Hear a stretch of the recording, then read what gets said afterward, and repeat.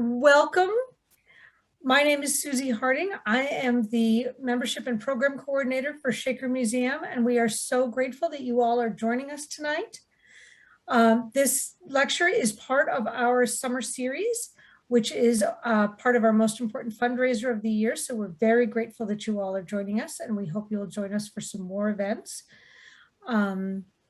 We have with us tonight Sharon Coomler, who is going to share her research and information on race and ethnicity in Shaker communities.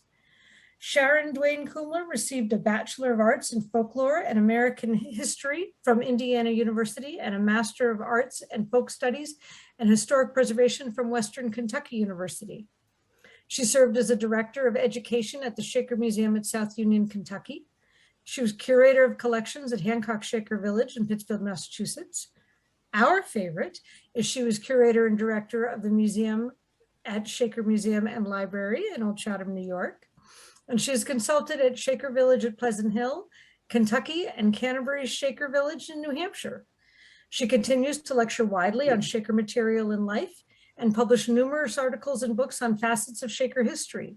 Her publications include Seen and Received, The Shaker's Private Art, Shaker Style, Form, Function, and Furniture, and In the Shaker Style. So Sharon, thank you so much for being with us tonight. I'm going to hand it over to you, and we look forward to your talk. Thank you, Susie, and I am delighted to be here with you today. It has been my honor to get this presentation ready. It's something that I've been working on for a long time, and I'd just like to say that this is one of those presentations I really wish we could be together in the same room, because it's not as visually driven as some presentations that I've been able to give. But I'm just going to ask you to bear with me for a little bit. There will be times when a slide is on for what seems like a long time, but I will continue to talk and we will get through this together. And again, I really thank you for coming this evening. I think it was about 25 years ago tomorrow that I gave my first public presentation outside of a museum, and it was to the annual Shaker seminar. I was then working at the Shaker Museum at South Union, and I had become interested in the integrated membership of the Shakers there during the 19th century. At that point, I had only recently moved to Kentucky, considered a border state in the 19th century. And to be very honest, I had been struggling with my own awareness of racial tensions in Kentucky, even at that time. And I hadn't experienced those, or maybe I overlooked them when I was living in Bloomington, Indiana. But the subject matter seemed to jump off the pages of Shaker journals, demanding that I pay attention. So my presentation at the Shaker seminar that year in 1996 focused on the experiences of race at South Union. That same year, let's see, I think I need to share screen. I forgot to do that right up front, so hold on a second.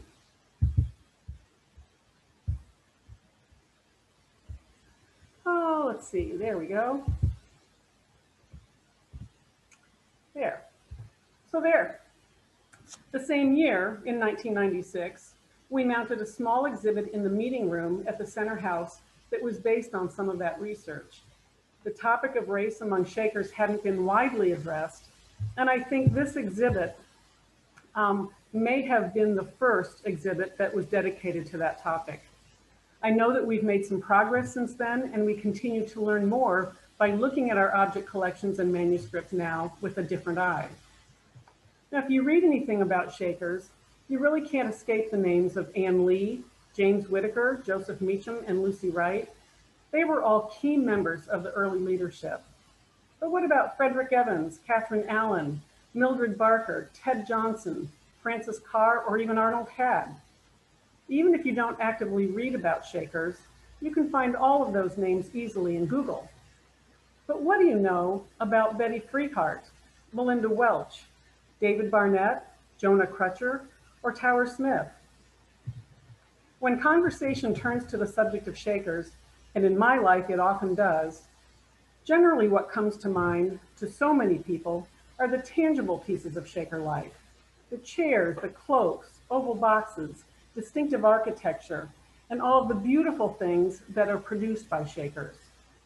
Each of those objects represent lives consecrated to God. What, though, do they really tell us about the daily life inside of each family of a Shaker community?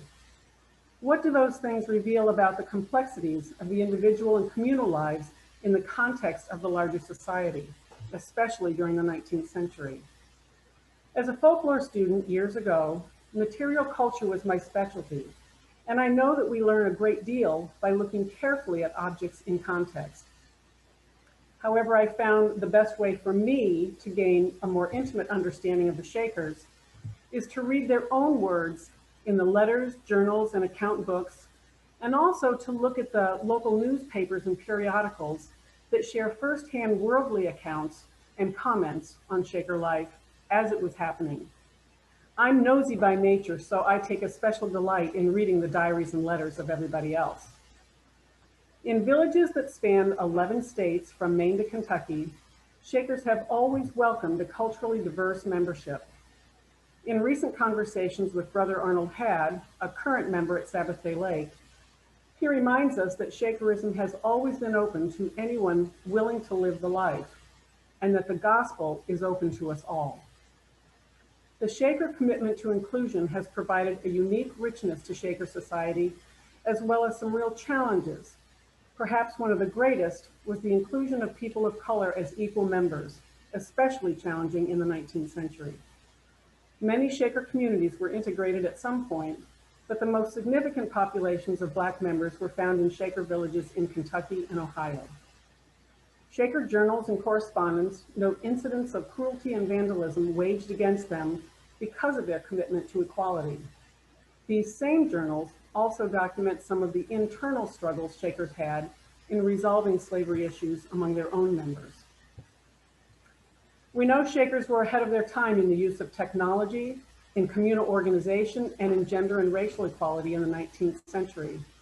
Although many individuals in Shaker history have been identified and studied, the names and histories of thousands of others still rest in the diaries, journals, and letters from villages in which they resided. My particular research interest right now is people, especially those who've been overlooked in our history books, and particularly those so-called non-important Shakers. Today's talk is about Shakers of color, African-American men and women who enjoyed full participation in Shaker communities. It's also about the frustrations experienced by Shakers as a whole in their attempts to maintain racial equality in their communities in the midst of a racially divided nation. Let me check in with you again. What do you know about Melinda Welch, David Barnett, Betty, Hannah, or Eunice Freehart? How about Matt Johns, Jack Lightfoot, Violet Bennett, Isaac Lee, John Rose, Edith Green, or Brian Burke? We don't have time this evening for me to introduce you to all of those folks, and you'll likely not find any of them, if many, on Google. But these and hundreds more are documented in Shaker journals from 1785 into the 21st century. They are just some of the names of brothers and sisters who lived as Shakers in the 18th, 19th, 20th, and yes, in the 21st century. They held positions as elders and eldresses, deacons and deaconesses, teachers, tailors, stonemasons, farmers, blacksmiths, and shop foremen. They cared for the community's children and for those who took ill. They conducted important business transactions with the world's people. They produced and prepared foods, composed music, and generally worked with and cared for the whole of Shaker society. All of these people were Shakers, and at one time or another were referred to in community journals and correspondence as Negro, Black, Yellow, Colored, Darky, African, or Mulatto. These same men and women were among the thousands of Shakers who for more than 230 years have lived and worked in spiritual brotherhood and sisterhood in America. I have identified African American members in at least 12 Shaker communities in 7 states. And as a side note, I've documented a multicultural membership in nearly every Shaker community. Notations of the Texan or the Frenchman, the Irish, the Hungarians, and others were found throughout 19th century journals. Men and women of all races and cultural backgrounds were accepted into the society so long as they met the requirements of living a Shaker lifestyle. My intent today is not to chronicle the whole of Black experience in Shakerism, but to highlight some of what I have learned of Shakers, both Black and white, during the years of rapid growth and change in the 19th century. While I will include information from several Shaker communities, I will largely focus today on particular people and events for which I have some images to share. So let me begin with New Lebanon, the seat of Shaker temporal and spiritual life for more than 170 years. And that's important because Shakers of New Lebanon set the stage for the rest of Shaker society. Among the earliest converts at New Lebanon was Mary Bennett. Mary was a free woman of color who signed the Shaker Covenant there in 1796. Violet Bennett, her relative, was also included among Shakers at New Lebanon, although she died there in 1785, 2 years before the Shakers formally organized there and a decade before the first formal Shaker Covenant. Melinda Welch was a former enslaved person who joined the Shakers at New Lebanon during the early organizing years. She died in the faith in 1827, reportedly at the age of 120 years. She lived as a Shaker for some 40 years. There's an interesting commentary in the travel notes of U.S. Congressman William Lawton Smith, who joined President George Washington on a trip to the healing waters at Lebanon Springs in August of 1790. After they left the springs, they went to Shaker meeting at New Lebanon. And while there, they noted this, and Congressman Smith wrote, "In a long, low room of a very neat building painted white were about 50 men and from 80 to 100 women, arranged in rows, who sung, or rather howled sundry strange tunes to which the men and women danced in uniform step, occasionally all turning around. There were 2 Negroes among the dancers. One of them was the best dancer there. All ages joined in the dance." Now that visit was in 1790. This dance print shows a visitor's view of Shakers during public meeting at New Lebanon about 1829. You'll note that 2 of the men on the right are people of color. There is speculation about their identities, but I can tell you that there were at least 3 men of color living at the North family at that time who could have been present for that meeting. And it was from the North family generally that public meeting came. Nelson Banks was born January 5th, 1800, and signed the North Family Covenant on April 13th, 1829. Brother Nelson shows up in New Lebanon journals as participating in pressing of herbs, in gardening work, and was also noted for his gift as a singer. Federal and state census records for 1850 through 1875 list his occupation as a farmer and a gardener. Brother Nelson died in the faith at age 78. Another option might be Ransom Smith. He was born February 2nd, 1795, and was admitted to the North family July 5th, 1816. He worked hard. I noticed in the journals that he was busy drawing stone and lumber for buildings, caring for livestock, and he too was noted in the journals for his gift in singing. Again, federal and state census records from 1850 to 1875 listed him simply as a farmer. Brother Ransom died in the faith April 15, 1876. Now, I noted the census information because when census gatherers got information from Shaker communities, it was typically a trustee who provided the information for the entire community. Sometimes it was the elder from each family. It really depended on the circumstances of the census. In any case, I found in reading a variety of federal and state census records that it was not generally common for an occupation to be listed with every adult's name in Shaker households.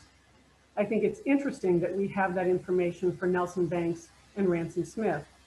I will posit that it indicates a recognition for their contribution to the community, as there were many other males, both white and Black, who did not have such occupations attached to their names. Another possibility, the third person I'm aware of during that time period, is Tower Smith, and I will say that I have no indication that he's related to Ransom. Smith was a common name. Brother Tower arrived at New Lebanon on August 3rd, 1821, having come from the nearby town of Hudson. It had been noted in one of the journals that he had had some faith some years previous, indicating an ongoing relationship with the Shakers. I've not seen much recorded of him besides in 1833 room changes where he was part of the room changing, and again in April 1834 when he was taken back to Hudson where he chose to remain. It's important here to note that if I had not seen that initial notation of Tower Smith's arrival, where it was written that he was a black man, I would never have known anything about his race because subsequent entries in the journals did not include that information. Clearly, I have more to learn about him, and I will begin to research him again with that information in mind. Now, all three of these men were living at the North family at the time of this drawing, and it's hard to be certain just who is depicted. But my guess is it's likely to be brothers Ransom and Nelson based on the notations about their gifts in singing, because they would have been brought forward into public meeting. I think it's interesting that the Shakers openly shared their commitment to integrated membership in this way at a public meeting. Documentation of this type of thing continued. Now, this was drawn by someone outside of the community, so this was a person from the world who drew this. There were more. This one from the Illustrated American News in July 26, 1851. And this one from Men and Times of the Revolution in 1856. And this one includes a woman of color as well. I have not yet learned enough to speculate who she might be. Now, in Northern community, members at New Lebanon probably thought less about the integration of their membership than did the communities formed in Kentucky some 20 years later. But the issue of slavery became important to New York communities, especially in the story of the Lane family. Now, if you haven't seen her anywhere else, you might have seen this image of Phoebe Lane because it's been at the Albany airport. I think it's probably still there, but it's been for a number of years. You might even have heard something about her story. Prime, or Primus Lane, is her father. And Prime brought his wife Hannah and their daughters, including Phoebe and Betty, to join the Shakers at Waterfleet in the spring of 1802. Shortly before this time, Prime had a relationship with the Shakers as a hired man. He transported Shakers and other people to and from the Shaker village, and also worked at a variety of tasks for and with them. The family's experience living with the Shakers was rather unremarkable until Prime decided that he wanted to leave the village in early November 1810 and take his family with them. The Lanes had lived among the Shakers, participating in the community's activities and worship, and had been counted among the membership, at least informally. When Prime decided to leave, Hannah and the younger daughters followed him without question. The older daughters, Phoebe and Betty, both of legal age, did not want to leave the Shakers, and so they resisted. They were protected by the Shakers, who of course hoped that they would stay. There was an argument, but Prime ended up leaving Betty and Phoebe with the Shakers and took the rest of his family to another home nearby. 2 weeks later, however, Prime returned armed with an attorney and what the Shakers called an illegal warrant, intent on removing his daughters. Again, the Shakers protected the Lane sisters, and the matter seemed to drop. On December 11th, Prime took a complaint to a local judge, suing just for the return of Betty. What the Shakers described as a, quote, ignorant and prejudiced jury gave a verdict against the Shakers and fined them $25 and required the return of Betty to her father. Based on this success, Prime filed a second suit right away to reclaim Phoebe. Now, the irony of these suits cannot be lost. Prime had always been a free man and was determined to remain as such. So when he fell in love with Hannah, an enslaved woman, he purchased her freedom to ensure his own. Prime's defense at the December trial was his claim that Betty and Phoebe were in fact his property. Prime had purchased Hannah, and therefore, according to the law, all of her offspring belonged to him. Ultimately, the case went to the New York State Supreme Court, who reversed the earlier decision, denying Prime's claim of ownership and ruling that the sisters were of legal age and could decide their fate for themselves. It wasn't over. There was yet another altercation. 4 months later, in April of 1811, Hannah brought a mob to the village to take Betty away. The family journals recount a rather ugly altercation between the mob and the Shakers where, quote, Betty was seized by violence and dragged out of the house into the dooryard. But by a violent and resolute struggle, she broke from them and fled into the house, and the mob departed. Betty and Phoebe lived out their lives as dedicated Shaker sisters. Both had received some education and training and worked in various activities associated particularly with the textile industry and also some other duties. Betty died on April 15, 1836, at the age of 51. In the Cathcart listing of Shaker membership, Phoebe was listed in the 1850 United States Census as a physician, and as such, must have tended to the health matters of both Black and white Shakers. Sister Phoebe died in 1881. She was 93. The Shaker Manifesto's obituary included the tribute, she had been a Shaker for 73 years, and a good one too. I'm going to shift to the west a little. So Benjamin Youngs was a missionary from New Lebanon who was sent to the west to establish Shaker communities there. During the earliest wave of conversions at South Union, Kentucky in 1807, he heard the confession of Neptune White, a Black man who would later serve in leadership capacities and on trade trips at South Union. Neptune had been enslaved to Samuel White, a Logan County resident who had also heard the Shakers preach and decided to join them. It was common for enslaved people to follow their owners into Shaker communities.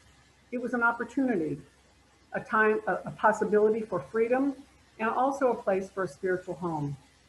One of the last persons to confess during that first month of ministry at South Union was Betty Freehart.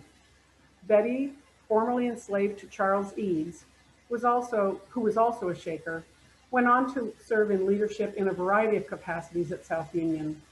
She was among the more than 200 of the Society's members who signed their 1830 covenant, and at her death in June of 1852, she was buried in the Shaker Cemetery next to other sisters and brothers. Betty's daughters, Hannah and Eunice, accompanied her to South Union, and I'll talk a little bit more about them later. Many who joined the Shaker movement in the early days of settlement in Kentucky formerly held enslaved people. I say formerly because one condition of membership in Shaker society held that no one in bondage, nor anyone who held persons in bondage, could become a Shaker. I already mentioned that enslaved people frequently accompanied their owners into a village. Some committed themselves to Shakerism, some stayed on in the communities, but without that commitment, biding their time for emancipation they knew would come. It is interesting to note that while the Shakers did not approve of the bondage of slavery, they did enter into contracts of indentured servitude with individuals who committed to exchange labor for education. These were often arrangements made by parents for their children who would receive an education and learn a specific skill and receive room, board, and clothing in trade for their contribution to the daily and seasonal chores. For example, a young white girl, Eliza James, was indentured to the South Union Shakers in 1842 to receive some education and to learn the art of spinning. Much to her parents' dismay, however, she remained with the Shakers after completing the terms of the agreement, committing her life to Shakerism. In addition to the traditional Shaker families formed at South Union, now we're accustomed to hearing about the church family or the North family, the East family, and so on. Here at South Union was also created a separate Black family by 1811. The number of Blacks living in the South Union community by that time had grown to more than 30, a significant percentage of the community's overall membership at that time. South Union's neighbors had already been distrustful of the Shakers, uncomfortable with rumors about their religious practices. They became increasingly wary of the Shakers because of their acceptance of people of color into their membership. In some effort to avoid further conflict, a segregated Black family was formed, complete with its own leadership from among its residents. All the members continued to share full participation in community affairs and labor moving freely between the families as duties required. Now, not every Shaker at South Union seemed to agree that their community should be integrated. In June of 1816, a meeting was called to assemble all of the members who had brought enslaved people with them into the community. The topic of discussion was the need for each to legally free them. Most of the previous owners were in agreement that efforts should be made to make all formerly enslaved people legally free, that is, with the exception of one family. James Judkins and his wife had brought with them 4 enslaved people when they joined the Shaker community, and all along James had been unwilling to accept them on equal terms. And during the meeting, he vowed to leave the community if he was forced to legally free them. He thought he would win. The brethren solved his problem. They agreed to pay for the release of those people from him for $800. James finally agreed and arranged for payments, and then took his family and left the community. So bitter was James, however, that he insisted on further agreement between him and Absalom Chisholm and Samuel White, the elders who had facilitated the transaction. This document acknowledges the sale of the 4 individuals and demands that if those people should decide that they no longer wish to remain among the Shakers, that they be hired out, in effect continuing their enslavement. The former enslaved people, Molly, Lucy, Violet, and Samson, did in fact remain in the company of the Shakers.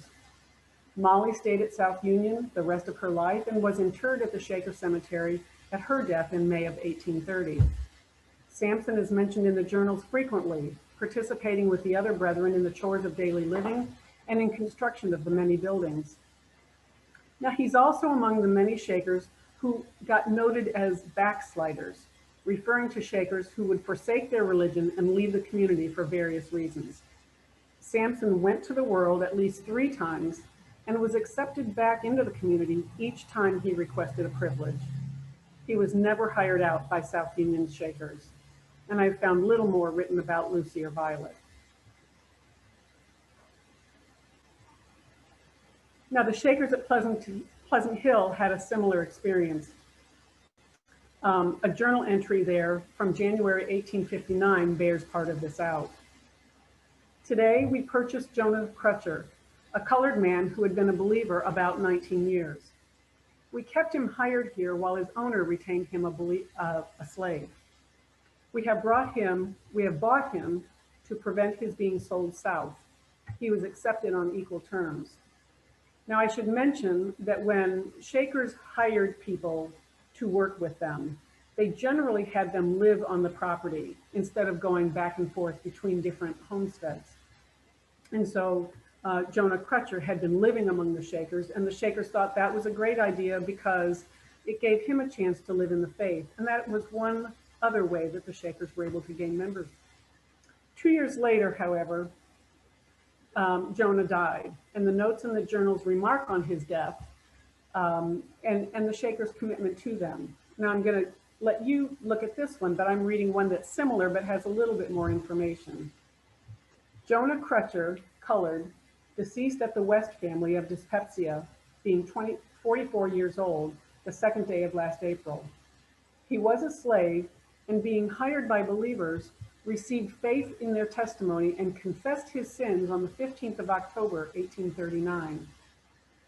As he continued to be a faithful believer, we continued to hire him that he might have an opportunity of receiving spiritual instruction and obey his faith, till the 4th of January, 1859, when it was apparent that he would be sold south, and we purchased him that he might enjoy a privilege in the gospel on equal terms with the rest of us, which he did, and continued faithful until the day of his decease. He was much respected and beloved in the family where he resided, which was not misplaced, for he was worthy. Now, back at South Union, the segregated Black family did not last long. Recall that it was established in 1811, and as early as 1815, the journals document the movement of its members into other family dwellings. We know there was always movement of community members between households for a variety of reasons. Leadership and labor needs often dictated who needed to be in certain locations, and this was certainly the case at South Union. By 1822, there was no longer any mention of the Black family in journals or in correspondence. All of its members had been assigned to other family dwellings to live and work. Apparently, it had become more inconvenient to maintain a separate family away from the nucleus of the community than to put up with the neighbors' indignation. Black members of the Shaker community at South Union held a variety of positions in the community's hierarchy. I already mentioned Betty Freehart. Now, her daughter Hannah acted as deaconess at the Center family and also later at the trustee's office. In this latter capacity, she was helping to provide meals to soldiers passing through the village during the Civil War. One story about Hannah remarked about her spunk in dealing with an officer who was trying to pay her a compliment for the fine food. He said to her, "Ma'am, I fear you will kill us with these fine victuals." She replied, "Better that than with a bullet." It's not always easy to find objects associated with particular Shakers, and even more challenging to find objects associated with Shakers of color. Here is one great example, and I have only recently learned about this piece. This is the lid to an oval box, and it's inscribed with H. Freehart for Hannah Freehart and dated June 28, 1827. It's not known if Hannah did the artwork and inscription or if someone else did, but I think it's a wonderful example of a personal possession of hers, and very likely it was a gift to her. Hannah's sister Eunice acted as deaconess and eldress at different times at the East family, at the West family, and at the Center family. As early as 1825, there was a notation in the journals of Eunice as an eldress, hearing confessions from new Shakers of all races. Sister Eunice was dedicated to her spiritual life and to that of the community. She received and recorded 2 gift songs during the era of manifestations, and that was a revival period in the mid-19th century. Come Love was one of them, written by her in 1831, and later, an anthem. Eunice's kindness to her Shaker brethren and sisters was noted in the South Union journals. I found this December 4th, 1875 entry written at the Center family. Visit, aged Mother Eunice Freehart, nearly 80 years of age, walked from the West to visit us today. Brought some cheese for us. Now I have to say, I'm hoping that I'm as spry as Eunice when I'm 80, because that trip was rural and it was over a mile each way.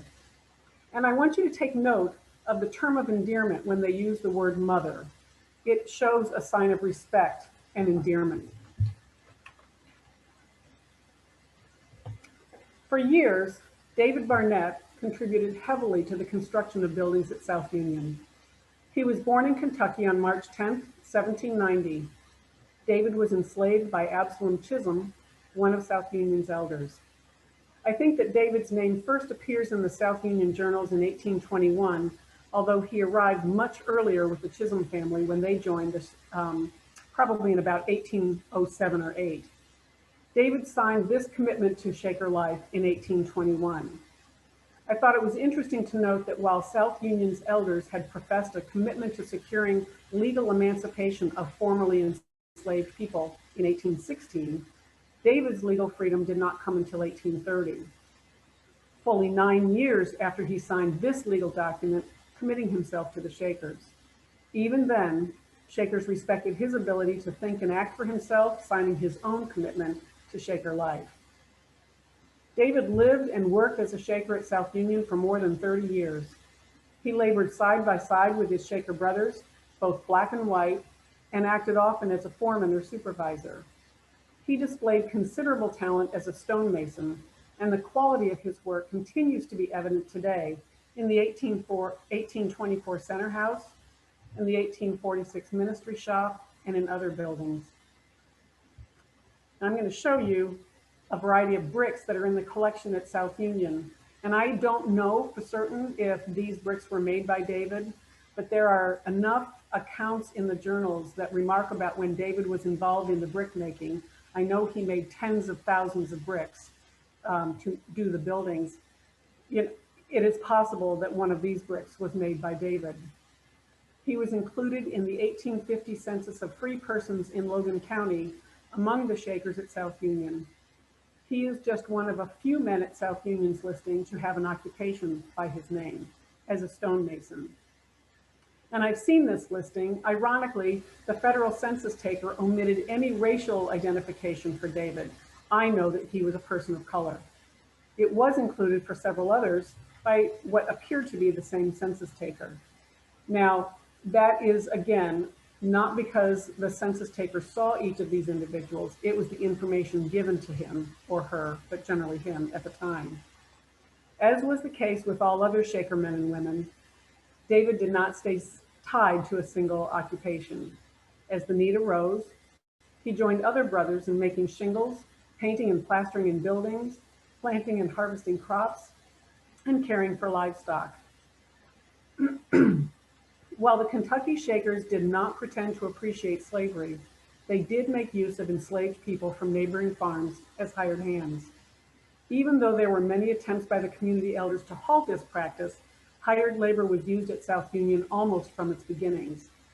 A number of meetings were called about this, and there was a particular one, December 31st, 1835, where the journal, it was in capital letters, which means it was a very important entry. Call meeting, no more slave hiring. At 3 o'clock this evening, the elders, deacons, and principal brethren met for the purpose of ratifying the agreement to abandon the practice of hiring slaves from their masters to work for us for diverse good reasons set forth in this article. It received 39 signatures, beginning with Benjamin Young's. This note, later added to the journal entry, recognized the frustrating lack of success for this meeting. Quote, "But for some cause, it about ended there. The practice was not abandoned, but for such a short period indeed." Shaker attitude toward enslavement was infrequently written in Shaker journals, but when it was, there was no mistaking the sentiment. Entries document the writer's feelings about the way humans treated other human beings. The following was written at South Union Center Family on September 24th, 1829. Negroes being driven south today, 2 and 2 chained together with a short chain to keep them from skedaddling. Drove of fine mules following after to the same profitable market. Does God see this? Rather think he does. Brother Freegift Wells traveled from New Lebanon to the west in 1836, keeping a diary along the way. He made several entries about a spectacle of animals being driven in droves through the village where he stayed. On Friday, August 26, 1836, he noted something a little different.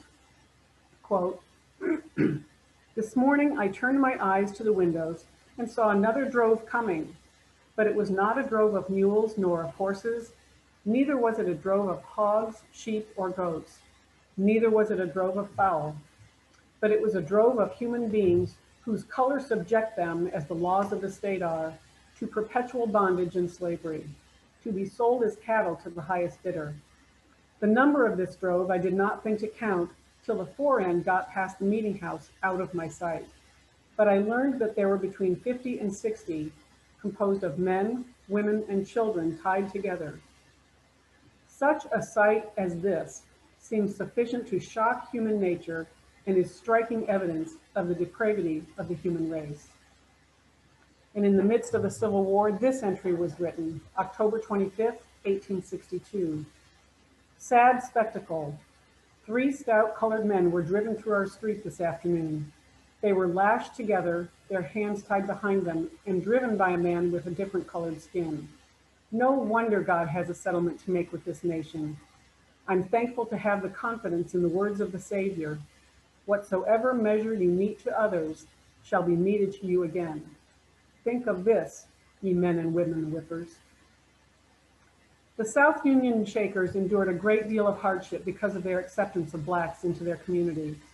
Neighbors did their best to intimidate the Shakers and the people of color who lived in the village. Buildings were set afire, animals were poisoned, fences were torn down, and livestock turned loose in the gardens and fields. During the afternoon of Christmas Day, 1843, a band of local men rode horseback through the village, discharging their guns into the buildings. They rode off quickly, only to return after dark. They passed through the main road again, yelling and shooting their guns into the air and occasionally through the windows into buildings. They made a deliberate stop in front of the cabin where the hired blacks were lodged, intending to frighten them and discourage them from living and working with the Shakers. During the Civil War, the Shakers endured probably their greatest hardships for their commitment to equality. South Union Shakers played reluctant host to more than 50,000 soldiers and officers, both Union and Confederate. Confederate soldiers berated them for having free blacks among their numbers, and Union soldiers doubted the Shakers' commitment to the Union because they would not take up arms for the abolitionist cause. Passing troops were sometimes even more hostile to the Shakers than were their neighbors. Not only did they resent their passiveness toward the war, but they felt that the Shakers could have better supported them in providing provisions. Retaliations by troops were frequent, as mentioned in this entry, May 14, 1864. Small revenge. We found this morning that the fence had been thrown down and sheep and cattle had nearly destroyed our strawberry field on the knob. Guerrillas have been among us today looking out for something to steal. Several were seen armed within a mile and a half of us. The brethren keep watch these times. I need to take a little aside here and tell you about strawberries and the Shakers at South Union. If you read the spring journals, you will notice the first time that strawberries appeared on the table was usually in May, and you would notice every single day the notation that strawberries were served. Strawberries were an important commodity, and to have this field destroyed was beyond an assault. There were more incidents of vandalism to the Shakers and their hired laborers, but none was as disastrous as the arson fire that destroyed the woolen and flour mills at South Union. The journal entry is as follows. September 2, 1868, calamitous fire, factory and mills burned, about $60,000 or $70,000 lost. This morning about rising time, a brilliant light was seen over our dwellings. It was soon announced that the factory was burning. The bell was rung. All hands collected on the ground around the burning buildings. It was easily discovered to be the work of incendiaries. The Negroes had warned us that our white neighbors intended to burn us out, but we had not become sufficiently alarmed, either to insure our property or to place over it suitable guard. Hence, we are suddenly shorn to the tune of $60,000 or $70,000, as stated above. This was a devastating loss to the Shaker community. After enduring threats and acts of violence and mischief directed at them by their neighbors, and having attempted to deal with the problems themselves, the Shakers felt it was time to ask for intervention from the state. A rather desperate letter was penned the following week to John W. Stevenson, then governor of Kentucky. Here are some excerpts from that letter. Respected friend, being unaccustomed to correspond with the officers of the state must be an apology for any informality in our mode of addressing you at this time. You may or may not have noticed in the papers the account of the total destruction by fire of our woolen and flouring mills on the night of the 2nd instant, where our little community of Shakers sustained a loss of the hard and faithful earnings of half a century. There can be no mistake in declaring it to be the work of incendiaries, as the buildings were situated on either side of a stream 60 feet wide, and both seemed fired at different places and were simultaneously destroyed. And the Negroes say they have threatened to drive the Shakers or burn the whole village to ashes, and from the past, we have no reason to doubt such determination. Hence, we feel entirely insecure in our persons and our property, and greatly fear, without some kind of demonstration of state authority, that the attempt may be made to drive us from our homes. We have made a fruitless appeal to the respectable portion of our neighborhood to give us some moral aid by resolution or otherwise, but each and all are afraid to take the initiative in such action, lest their property become subject to the like fate of ours. Our little community of about 300 souls feels itself, as it were, on the thin crust of a trembling and terrible volcano, not knowing at what instant it may be engulfed. We therefore pray and beseech you to aid us by any means legitimately within your reach. We would be too modest to dictate, but would suggest the propriety of the state offering a reward for the apprehension of the incendiaries and their backers. It might at least put some check on this work of destruction. Very respectfully submitted by the trustees of the United Society of Shakers, South Union, Kentucky, Urban E. Johns, and Solomon Rankin. Sometime later, this note was added to the journal. Got no reply. While most Shaker communities were agrarian in nature, there was one urban society in Philadelphia that lasted from 1857 until 1896. That community was founded and led by a free Black woman named Rebecca Jackson. Rebecca was a pastor coming out of the AME tradition, and she gathered a community of followers around her in Philadelphia. Rebecca was born in 1795 and died in 1871. Rebecca's first Shaker association was with the Waterfleet Shaker community, and the gathering in Philadelphia has been referred to as a branch of that settlement in New York. Probably because of its urban nature, the Philadelphia Shaker community did not establish the familiar architecture still seen in other Shaker sites. There was, however, frequent visitation between members of the Philadelphia group and other Shaker sites throughout the country. They were ministered to regularly by members of the Waterfleet community, and Philadelphia was often included for visits by Shakers on their way from Western communities to those in the Northeast, and vice versa. Upon the death of Rebecca Jackson, leadership of this community fell to Rebecca Perot, and this is an image of Rebecca Perot. She was a disciple of Rebecca Jackson. In fact, Rebecca Perot felt so close to Jackson that she had begun calling herself Rebecca Jackson months before Jackson's death. In comparison with other Shaker villages, there is relatively little information about the daily activities of Shakers who lived there, and there is no knowledge of specific material culture created there. In 1896, Rebecca Perot returned to Waterfleet, where she died 5 years later. Now, were Shakers always good and kind when it came to referring to their brothers and sisters of color? I can't say they were. I've read the word blacksliding. You heard me earlier talk about backsliding when Shakers would leave the community for one reason or another. And sometimes, not always, but sometimes when it was referred to with respect to members of color, they were called blacksliders. I have read remarks about some people of color who left the community to go, quote, be with their own kind. And certainly that inferred that a person of color was going to live with the Black community, rather than simply assuming that the Shaker community didn't quite work for that individual. I'm sure there are other instances that I haven't uncovered, and there is oral history that suggests that there were likely instances of isolation for some members of color. I'd be remiss if I didn't acknowledge that. Shakers never claimed to be perfect. In fact, they labor toward perfection every single day, and they are the first to admit their faults. Oftentimes, Shaker life is portrayed as an idyllic, egalitarian system. It was never that easy. The challenges of equality, and I mean gender, racial, social, and economic, were profound. This is by no means a complete history of the Black experience in Shaker history. It's more like a drop in the bucket. For me, it's an ongoing study and becoming an increasingly relevant one. The relationship of Shaker history to American social history is important, and I think we can learn a lot about our larger society by examining a distinct culture group. I firmly believe that the spiritual and material successes enjoyed by Shaker society is due to in large part to their commitment to equality.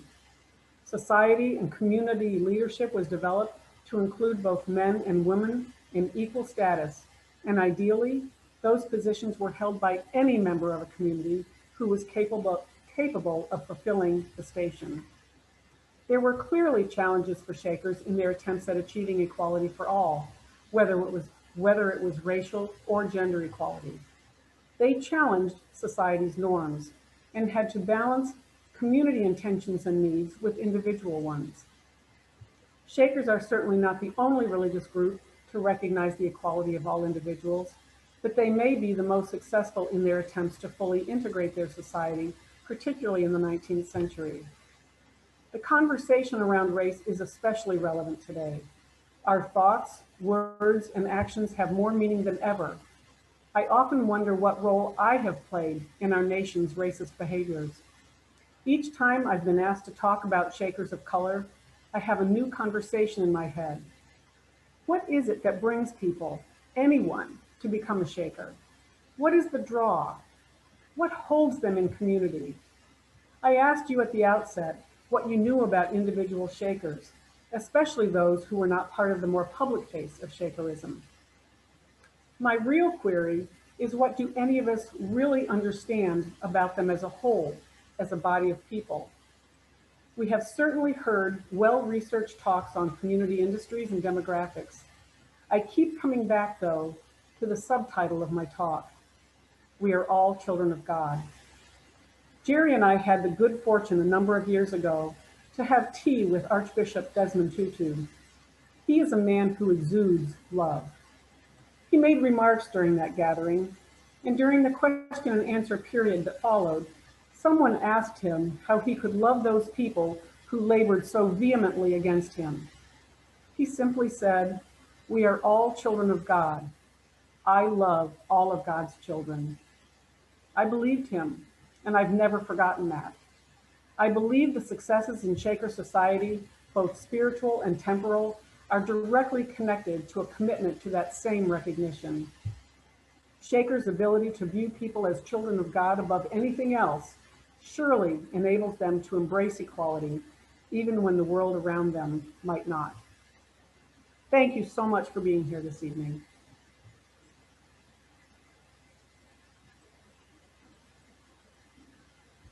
Thank you so very much, Sharon. This is just amazing. I'm so grateful that you did this. The amount of research and the depth of your knowledge and your detail is just astounding. I neglected at the beginning to invite people to put questions into the chat, but I would very much like to do so now. And I'll ask a question or two myself, and then give a little information about the summer series if people want to collect their thoughts and put something in. So we have a chance to do that.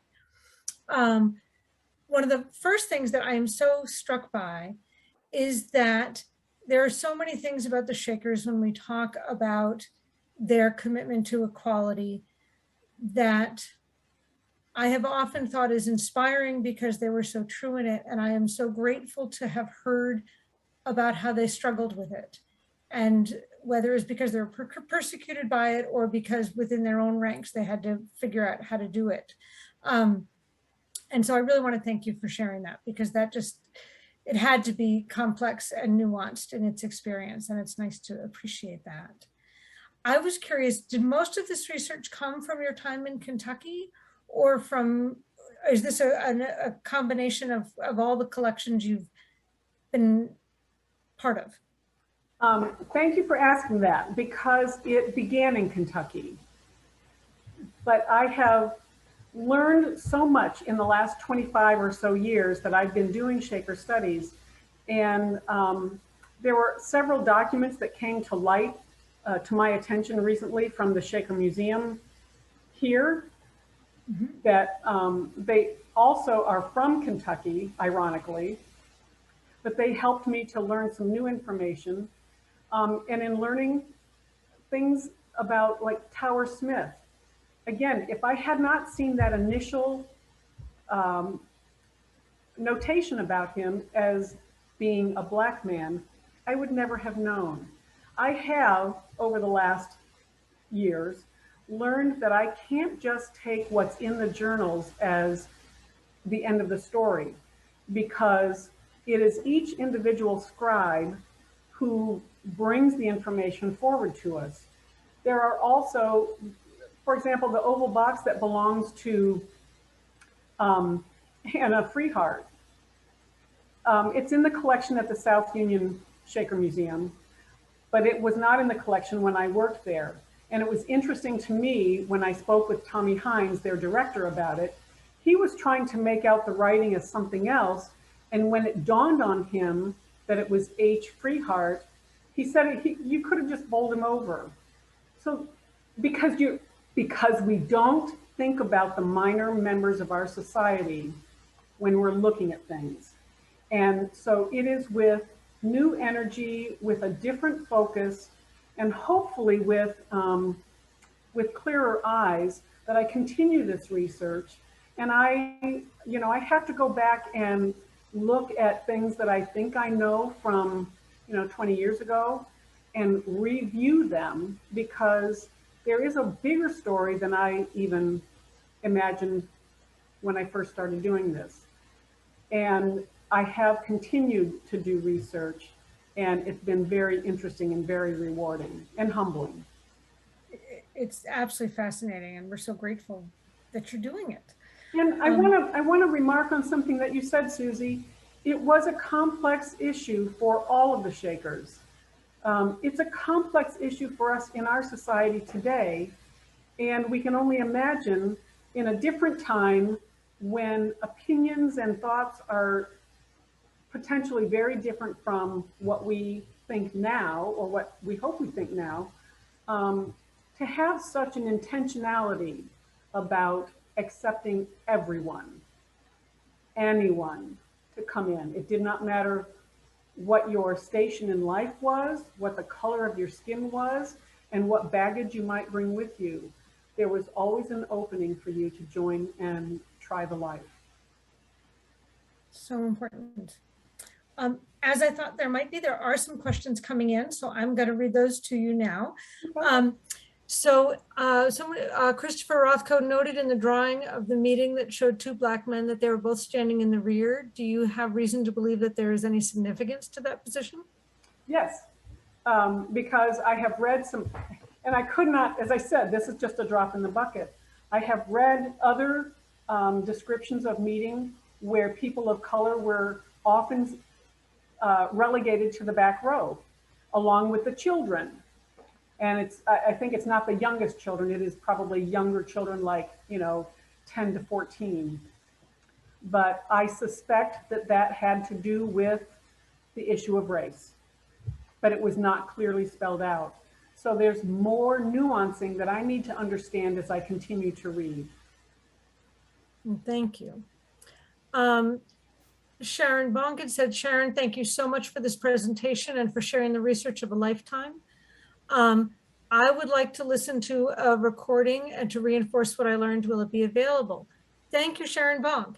Absolutely. We are recording this, and it will be on our summer series website, which is available at shakermuseum.us. It's in the hero page. It's got green grass everywhere. There's a watch previous events on that site, and it will be available there probably by Monday. Ellen Winter said, I think you mentioned there were as many as 30 Black members at South Union. About how large was the whole community there at that time? I would like to say that I know exactly then. I remember when I was working at South Union, at one point, I did a percentage count, and there was a period of time where the membership was 30% people of color, which is huge for Kentucky. However, when I went to look at early federal and state censuses, it reflects a similar percentage. But I thought that a percentage of 30% of people of color was remarkable. It is. It is. Did the Shakers build the brick house at South Union, or was it purchased? You might have, Leslie might have come in late for that. I thought they built it. They built it. The buildings that remain are largely brick, and they were all built by the Shakers. And you may not have heard at that point, David Barnett was a stonemason. He was generally the foreman when they were doing brick making, and there are numerous entries in the journals that remark about 8,000 bricks made in a day, or all of that. And there are tens of thousands of bricks in the center family dwelling, but it was also the meeting house and the East family dwelling and the West family dwelling and most of the other dwellings. So the brick was made there, and it was assembled by the Shakers themselves. you can imagine why they needed to have so much hired help, because their largest membership, I think, was just over 300 people. So maybe 340, I think, is their largest census. And those weren't all strong, bulky men who could do all of that work. So they had a need for some hired help, but they built it themselves. So interesting. Is there evidence that Ann Lee or other high-ranking Shaker leaders had direct interaction with people of color? And thank you for an excellent talk. From Jared. Well, of course, I don't know specifically about Ann Lee, but I know at New Lebanon, the early, I mentioned James Whitaker and Joseph Meacham, they certainly, and Mother Lucy, certainly had interchange with people of color in their membership, because they had people of color in their membership just about from the very beginning. Well, thank you. I had one thought. I have often been so struck by the structure of what I know about Shaker life and communities, in that the community and friendship was very important. Labor every day was very important. Belonging and everyone being valued. And I wonder, was there ever anything written that talked about the value of that for people, white or black, who perhaps had lived in some kind of trauma before coming to the Shakers? I would imagine people had been enslaved. It's fair to assume that they had experienced trauma in their previous lives. And I would now, if you were to make up a system by which to help people heal from trauma, it would probably look pretty close. That's a great question. That's a great question. I can't tell you right now that I recall reading something that would help me answer that. But it's something that I hope now will stick in my thought process as I go back to journals to see that. So I don't know about how people addressed trauma. And it may be that there wasn't a vocabulary to talk about that we might recognize now, but it just seems to me it would be interesting. I've always wanted an opportunity to ask, so thank you. Hey, Sharon, was there a predominant ethnicity for Shakers during the height of the religion?